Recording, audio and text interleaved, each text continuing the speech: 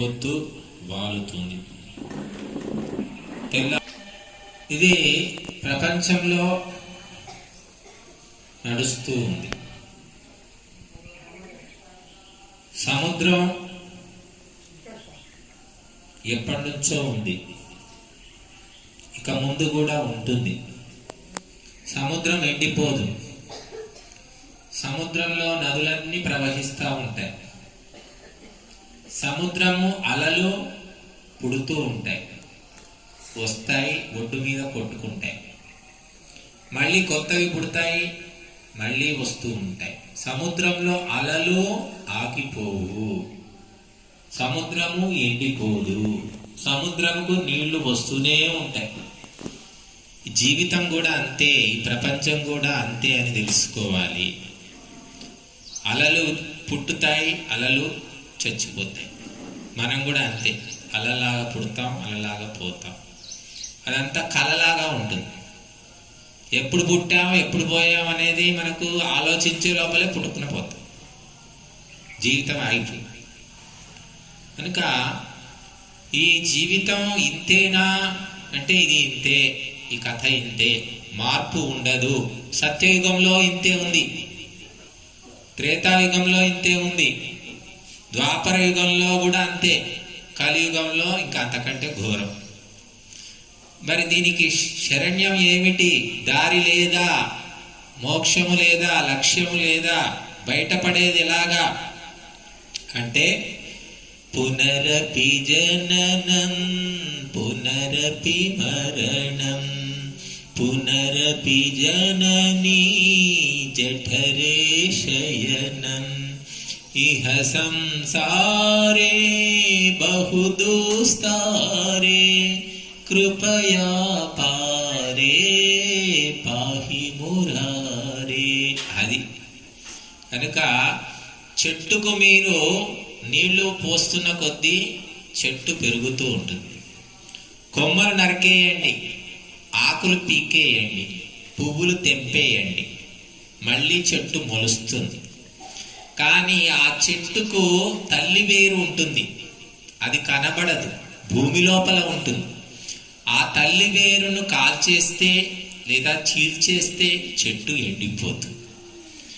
మరి మనం పుట్టొద్దు, చావొద్దు, ఇక ఈ పరంపర ఆగిపోవాలి అంటే దీనికి తల్లి వేరు ఏమిటి? అవిద్య, అజ్ఞానము అని చెప్పారు. కనుక అవిద్యను పోగొట్టుకోవాలి. అవిద్య అంత తొందరగా ఏం పోదు. బట్టలకు మురికంటితే సబ్బు పెట్టి సర్ఫు పెట్టి ఉతుకుతాం, కానీ ఈ అవిద్య అనే మురికి దేంతో ఉతికినా పోదు. అందుకే కృపయా పారే పాహి మురారే. భగవన్నామ స్మరణము, భగవంతుని ఆజ్ఞా పాలనం, ఇది మాత్రమే శరణ్యం. కనుక భగవంతుని నామ చింతనం చెయ్యాలి. ఈ ఎల్లమ్మ అలా ఉంది, పుల్లమ్మ ఇలా ఉంది, కవిత ఇలా చేస్తుంది, లలిత అలా చేస్తుంది, ఇవన్నీ పట్టించుకోకూడదు. భగవంతుని స్మరణం చేసుకోవాలి. ఓం నమః శివాయ,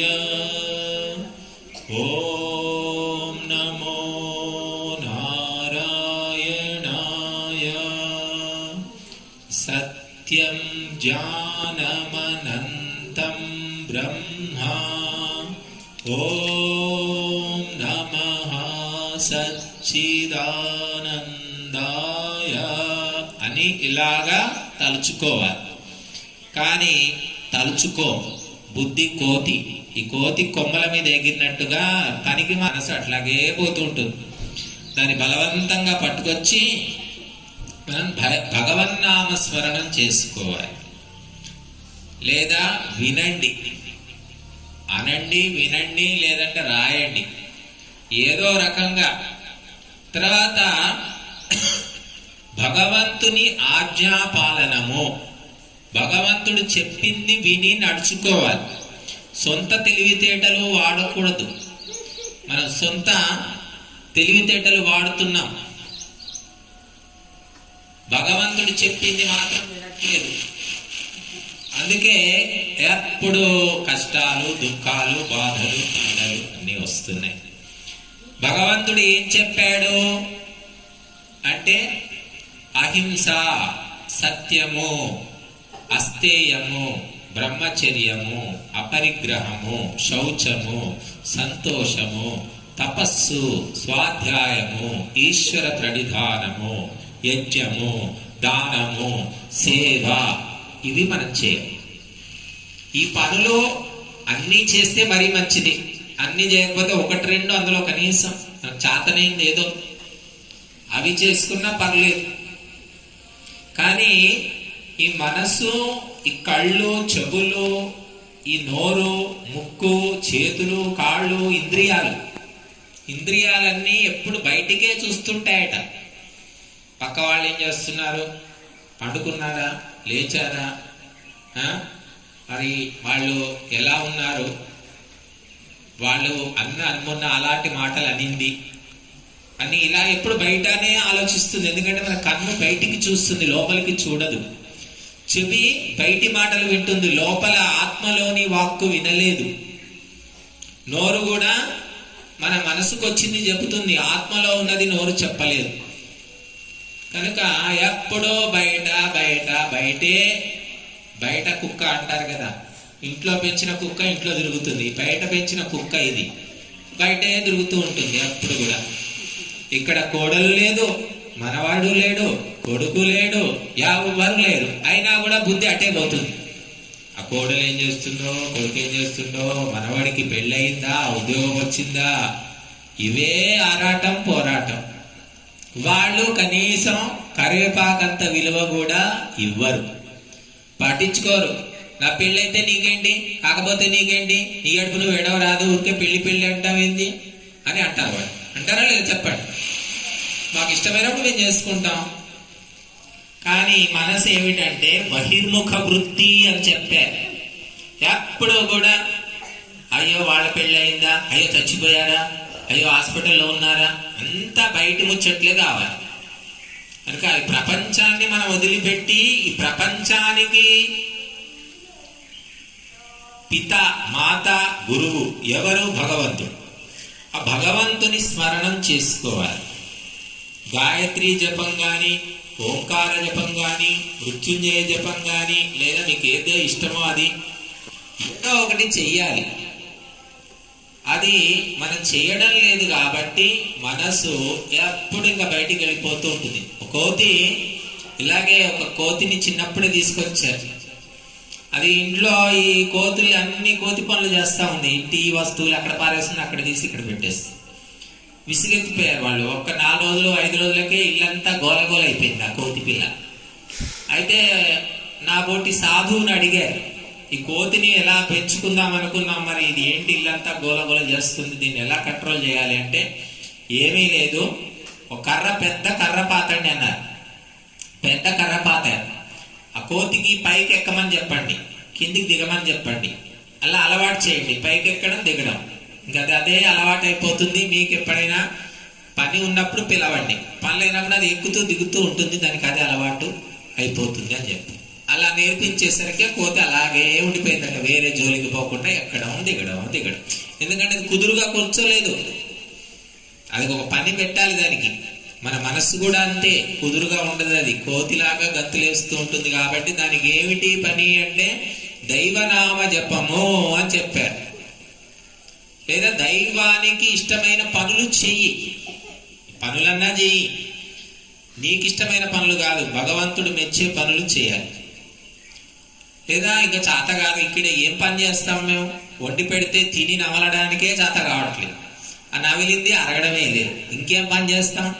కాబట్టి దైవ జపం, ఈ మనస్సు పని చేస్తూ ఉంటుంది. మీరు కళ్ళు మూసుకున్నా, కళ్ళు తెరిచినా, మేలుకున్నా, పడుకున్నా మనసు ఎప్పుడో పురుగులాగా తొలుస్తూనే ఉంటుంది. కాబట్టి ఆ మనసును తీసుకుపోయి ఆ దైవ జపం మీద పెట్టేసుకోవాలి. మొదలు కష్టం ఉంటుంది, మెల్లిమెల్లిగా అలవాటు చేసుకోవాలి. అప్పుడు మెల్లిగా కాస్తో కూస్తో శాంతి అనేది దొరుకుతుంది.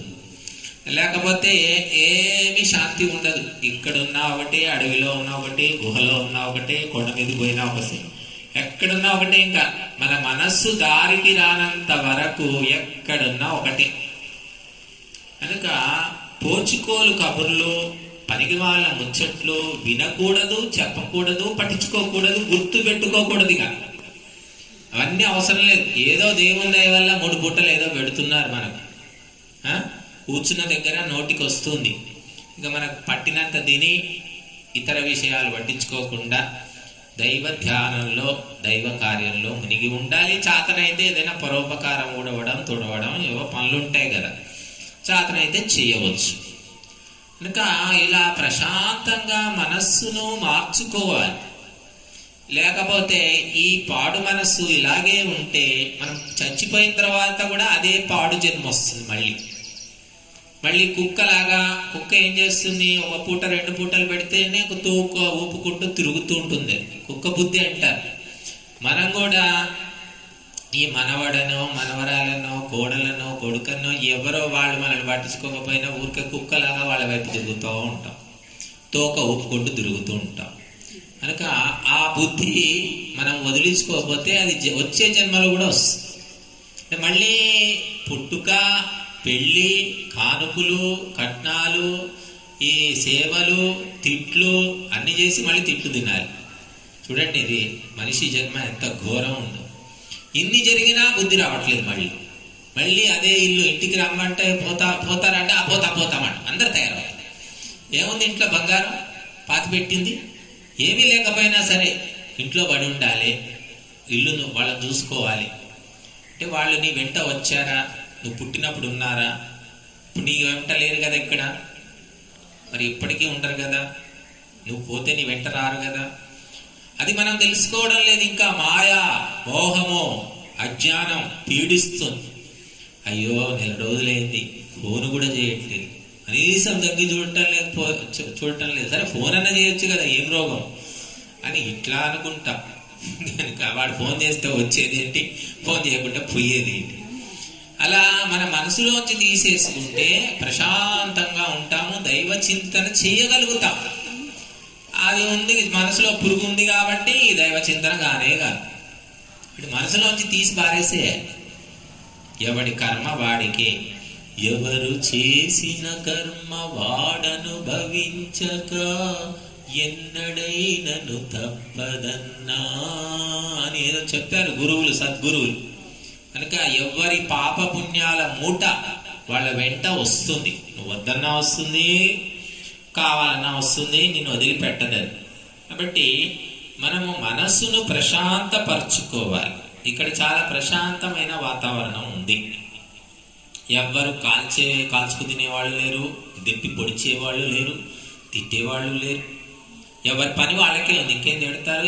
ఇక్కడ ఇంత వాకిలు ఊడ్చుకోవాలి, గిన్నెలు దొంకోవాలి, ఇంతమందికి వండాలి, పెట్టాలి, తీయాలి, చూడాలి, ఎంత పని. కాబట్టి మనకు భగవంతుడి ఈ ఒక అవకాశం ఇచ్చాడు, మంచి అవకాశం అని భగవంతునికి పొద్దులు వేసి దండం పెట్టుకొని ఇక్కడ మనం సాధన చేసుకొని జన్మను కడతీర్చుకోవాలి. ఇది ఇంతకంటే అవకాశం ఉండదు సార్. హైదరాబాద్లో ఉన్నాయి వృద్ధాశ్రమాలు, అక్కడ ఇరుకిరుకుంటాయి, ఇంత ప్లేస్ ఉండదు. అసలు చిన్న చిన్న గదులు ఉంటాయి, ఆ బావిలో కప్పల్లాగా ఉండాలి అక్కడ. కానీ ఇక్కడ చూడండి, మంచి గాలి, వెలుతురు, చక్కటి ప్రదేశం. అది ఉచితమే కదా ఇక్కడంతా. అమ్మా చూడండి, ఉచితంగా ఇస్తున్నారు. మరి ఇది భగవంతుడే ఇస్తున్నాడు కనుక భగవంతుని జపం చేయండి అయ్యా అంటే అది ఆ బుద్ధి దోషం వల్ల బుద్ధి అటే లాక్కుపోతూ ఉంటుంది. కనుక మీరందరూ కూడా తెలుసుకొని మనము ఆ భగవంతుని యొక్క అనుగ్రహంతో ఏదో బతుకుతున్నాము, పుట్టినా పోయినా తిన్నా ఉన్నా అన్ని భగవంతుని అనుగ్రహమే, మన గొప్పతనం ఏమీ లేదు అని తెలుసుకోవాలి. కనుక ఆ సత్యము ఎప్పుడు తెలుసుకుంటామో పరిపూర్ణమైన మనశ్శాంతి దొరుకుతుంది. మనం ఒకరికి చేసేవాళ్ళము కాదు, ఎవరో వచ్చి మనకు చేయడము లేదు, అంతా భగవంతుడు మన కర్మను బట్టి చేయిస్తూ ఉన్నాడు. కనుక మనం ఇప్పుడైనా మంచి కర్మలు చేసుకోవాలి. మనసులో నుండి ఈ రాగద్వేషాలు వదిలించుకోవాలి, మాయామోహాలు వదిలించుకోవాలి. వదిలించుకోవాలంటే ఏం చేయాలంటే తలుచుకోకూడదు అంతే. తలుచుకోకుంటే వదిలేసినట్టే, తలుచుకుంటే ఇక మళ్ళీ మనస్సు చెదిరిపోతుంది. కనుక మరి ఈ కలియుగంలో ఎవరు 80-90 ఏళ్ళు బ్రతికిన వాళ్ళు లేరు. మరి మనం ఎప్పుడు పుట్టుకోమంటామో తెలియదు. కాబట్టి చక్కగా దైవ చింతనం చేసుకుంటూ జన్మను చరితార్థం చేసుకోండి. ఇక్కడ ఎవరైనా ఉంటారు సత్సంగం చెప్పేవాళ్ళు, భజనలు ఎవరైనా ఒకరైనా ఉండకపోరు. వాళ్ళంతా కలిసి కూర్చొని హాయిగా 4 గంట సేపు భజన చేసుకున్నారు అనుకోండి, ప్రశాంతంగా భగవద్గీత పారాయణము చేయగలిగితే ఇంకేదైనా సరే నామజపము ఏదో ఒకటి. ఇంకా ఈ రకంగా చేసుకుంటే మనకు చాలా మానసిక పరివర్తన కలుగుతుంది. ఇప్పుడు పశువులు, జంతువులు, మృగాలు 3 పూటలు తింటాయి, మనము తిని కూర్చుంటే లాభం లేదు. కనుక ఈ మనస్సుకు పని చెప్పండి, నోటికి పని అంటే నోరు ఆడితే బలం ఉంటే నోటితో చెప్పండి, లేకపోతే మనసులో అనుకున్నా సరిపోతుంది. అలాగా మనం చేసుకోవాలి. కనుక భగవంతుడు ఇదొక మంచి సదవకాశం మనకిచ్చాడు అని ప్రతిరోజు కూడా మరి ఆ దేవుడికి దండం పెట్టుకోవాలి. మనం ఎవరికో పుట్టాము, ఎక్కడో పెరిగాము, ఎవరెవరికో చేశాము, సేవలు చేశాము, దాచిపెట్టాము, దోచిపెట్టాము, అన్ని చేశాము. కానీ ఏ సంబంధం లేని వాళ్ళు ఇక్కడ మనల్ని చూస్తున్నారు అంటే ఇది ఏమిటిది? దైవలీల, కర్మగతి అన్నారు. గహన కర్మణో గతి అని. కాబట్టి ఏదో అంత పుణ్యం ఉండబట్టికే ఇంత మాత్రం జరుగుతుందని తెలుసుకోవాలి. కనుక ఇంకా మనము ఆ పుణ్యం వల్ల ఇక్కడికి వచ్చి పడి ఏదో బతుకుతున్నాం కాబట్టి ఇంకా పుణ్యం పెంచుకోవాలి అంటే ఏమిటి అంటే మనస్సు లోపల దైవ చింతనము, దైవ ధ్యానం చేసుకోవడమే. పైసా ఖర్చు లేని పని. ఇక ఇంతకంటే తేలిక పని మరొకటి లేదు, కానీ అంతకంటే కష్టమైంది కూడా లేదు మరి. కనుక ఇది మీరు చేసుకొని జన్మను చరితార్థం చేసుకోండి. మరి ఈ కరోనా అంటున్నారు, డెల్టాక్రాను, ఓమిక్రాను, దానికి ఏమేమో ఉన్నాయి పిచ్చి పిచ్చి రోగాలు. మరి ఏవి ఎప్పుడు వస్తాయో తెలియదు. కాబట్టి ఉన్నంతలోనే మనము మరి దైవ చింతనం చేసుకోవాలి. కనుక ఈ సదవకాశం మనకు కల్పించినటువంటి ఈ ఆశ్రమ నిర్వాహకులకు మనము ధన్యవాదాలు చెప్పుకోవాలి. ఈ అమ్మగారి పేరేంటో నాకు తెలియదు, హేమలత. మరి ఇక్కడ అంతా చూసుకుంటున్నారు అమ్మగారు. మాకు ఎన్నోసార్లు వద్దాం అనుకున్నాం. ఇక ఈ మధ్య అవన్నీ ఒకసారి వస్తే ఏదో ఒక కారణం వల్ల జరగలేదు సత్సంగం. కాబట్టి మీరందరూ కూడా చక్కగా చేసుకోండి, బాగుపడండి. మరి ఎవరిని వాళ్ళు మార్చుకోవడం వాళ్ళ చేతుల్లో ఉంది. ఒకరిని మరొకరు మార్చలేదు. మేమేం చేయలేము. డాక్టర్ దగ్గరికి వెళితే ఏం చేస్తాడు? రోగం చెప్తాడు, మందులు ఇస్తాడు తప్ప డాక్టర్ మన వెంటొచ్చి టాబ్లెట్లు మింగించాడు కదా, మనం మింగాల్సిందే అది. కనుక మన కర్తవ్యం మనం చేసుకోవాలి. ఆ కర్తవ్య స్ఫురణ ప్రబోధము అనేది మేము చేస్తాం. అంత దులిపి వెళ్ళిపోతాం, మళ్ళీ దుమ్ము పట్టకుండా చూసుకోవాలి. కనుక ఈ మరి వృద్ధ మహిళలు, పురుషులు కొంతమంది ఉన్నారు, మహిళలు ఎక్కువగా ఉన్నారు. మీరందరూ కూడా దైవ చింతనతోటి ఈ జన్మను చరితార్థం చేసుకుంటారని ఆశిస్తాము.